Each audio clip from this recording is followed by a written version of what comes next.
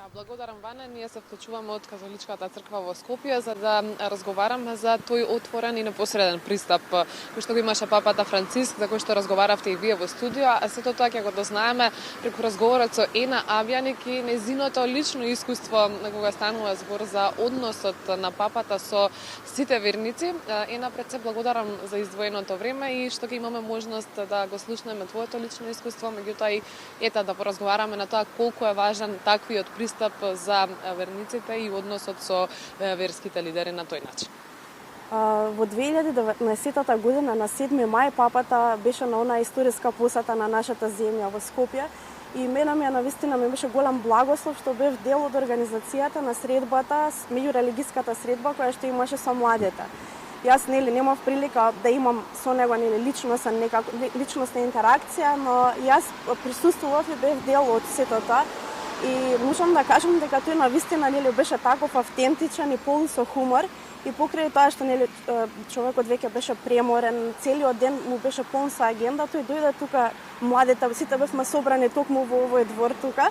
и ни говореше за тоа да сонуваме, дека соништата се тие кои што ќе обстојат и дека треба да сонуваме големи соништа. Потоа се сеќавам дека тој ги забележа дечињата кои што си игра пред него и даде токму коментари во таа насока. А исто така ја забележи бремената жена која што беше моја пријателка, која што неколку дена требаше да се породи после тоа и токму ги охрабри жените и кажа дека оваа бремена жена е сведоштво за тоа дека жените ја носат историјата напред, го ја носат општеството напред и дека треба да бидеме само храбри во сето тоа. Навистина,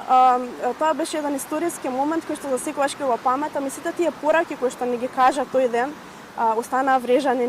во мене и во тоа што јас го живеам. Да, неговото доаѓање со сигурност ќе го памти и Македонија и понатака, затоа што е единствениот папа кој што не посети, па разговаравме и во студио разговараа во однос на тој однос кој што го оствари папата Франциск, колку е важно за верниците да продолжи таквиот пристап и дали можеби токму тој однос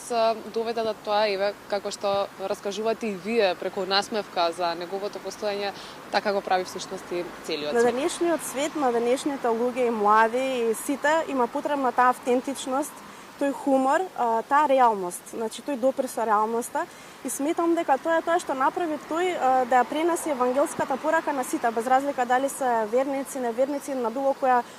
структура на општеството да припаѓаат. Но тој исто така беше и доста критичен кон сите лоши нешта што се случуваат во општеството. Знаеше да ги критикува идеологиите, знаеше да ја критикува корупцијата и сето зло кое што општеството и политиките можат да ги направат. Исто така, тој во својата енциклика Laudato Si, која што е втора енциклика од неговото папство, тој говореше за да го заштитиме нашиот дом, нашата земја, нашата планета Земја. И тука исто така даде многу критики и насоки за тоа колку е тоа важно. Значи, со тоа сакам да кажам дека тој беше во текст со се што се случува, имаше пораки дури и за социјалните мрежи, за вештачката интелигенција, како понатаму треба да се однесуваме во однос на сето тоа. Сметам дека таа комбинација на тој негов автентичен карактер, полн со хумор и реалност, и таа директност и критика на сите лоши нешта што се случуваат во општеството направи тој да биде навистина еден голем папа кој што беше близок до сите. Да. Сметате ли дека со тоа ги доближи католичките верници повеќе до Ватикан, за разлика од претходно што можеби сликата и доживувањето на Ватикан било малку поинаку? Дефинитивно да, и луѓе кои што воопшто можеби не знаеле или имале некакви погрешни представи за црквата, сметам дека тој им ја доближи во она автентична смисла каква што и треба да биде,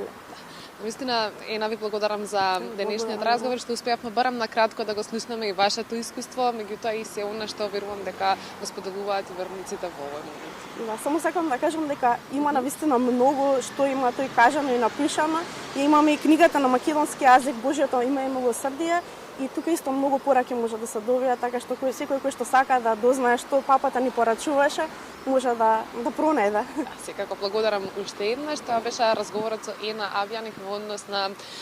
незиното искуство, како го доживеала со посетата на папата во Македонија, меѓутоа и сета негова работа која што е оставена зад него и неговиот однос кој што допринесува верниците повеќе да се доближат до она што е навистина значајно и суштинско.